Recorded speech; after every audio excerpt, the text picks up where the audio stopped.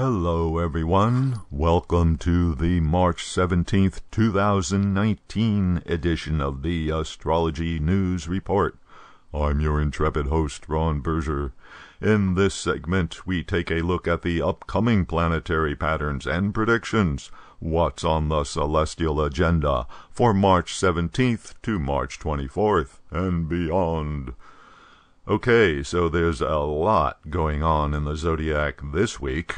But before beginning, a little reminder to viewers to please help out covering the costs of keeping this weekly report going.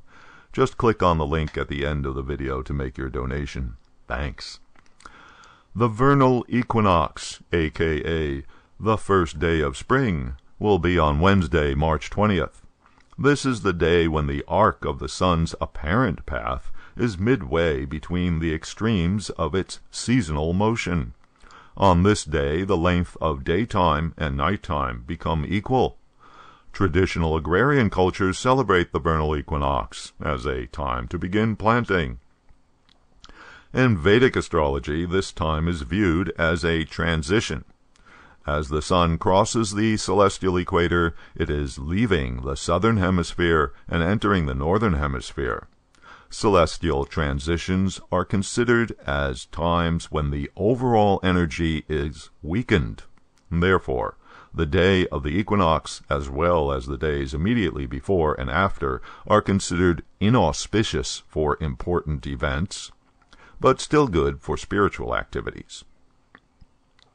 Also, on Wednesday, March 20th, there's a full moon at 5 degrees sidereal Virgo.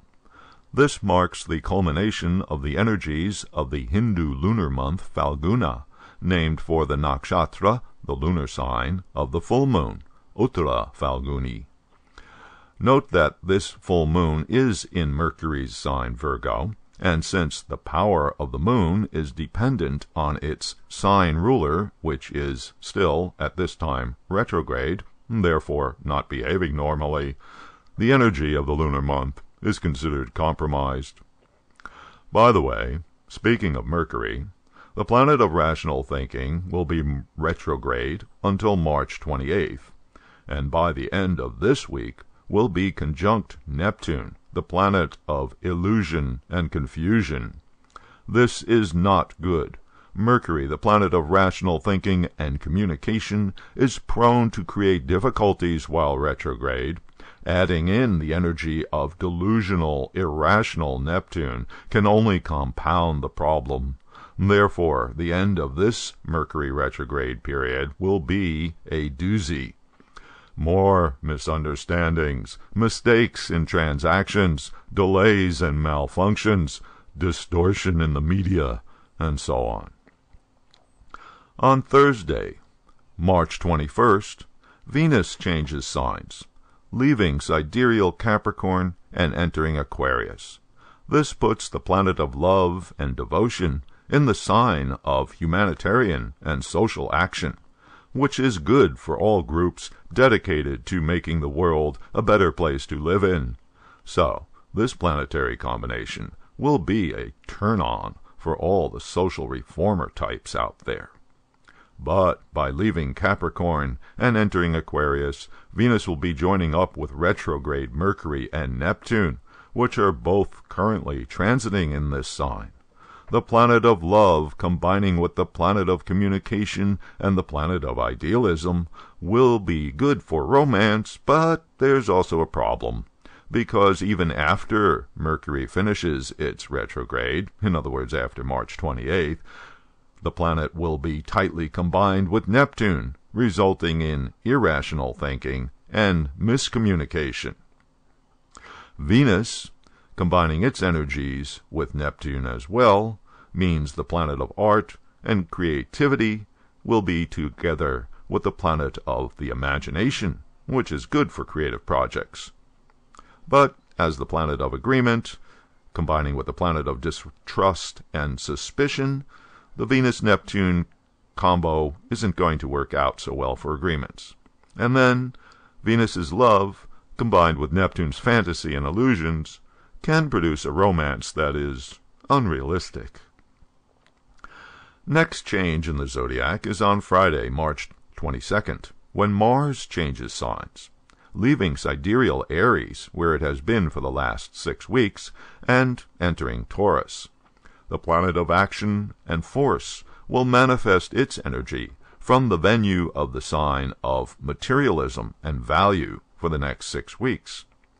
Mars is the planet of anger and combat. Taurus is the sign of the bull. As we know, when the bull gets mad, it's bad.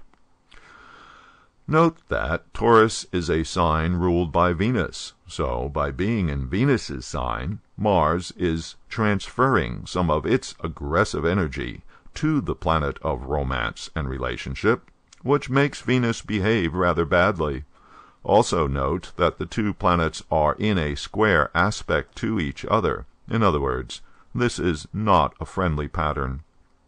Therefore, during the next several weeks, the planet of action and force and the planet of relationship, guidance, and finance will be at odds with one another.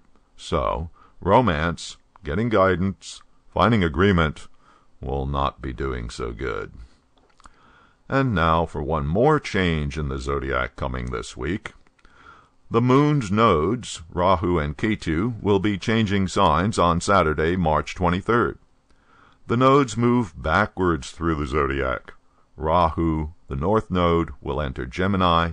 Ketu, the south node, will enter Sagittarius. The nodes are the intersection points of the path of the sun and the path of the moon, as seen from the earth. They are the eclipse points. When the sun and moon arrive at one of the nodes at the same time, on a new moon, we get a solar eclipse.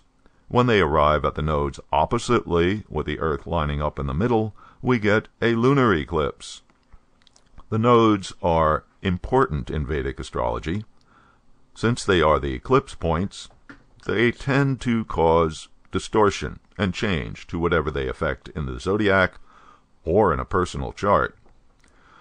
So the problem that comes up immediately, other than adjusting to the new sign positions of the nodes, is that Ketu, when it enters Sagittarius, will be immediately combining forces with Pluto and Saturn.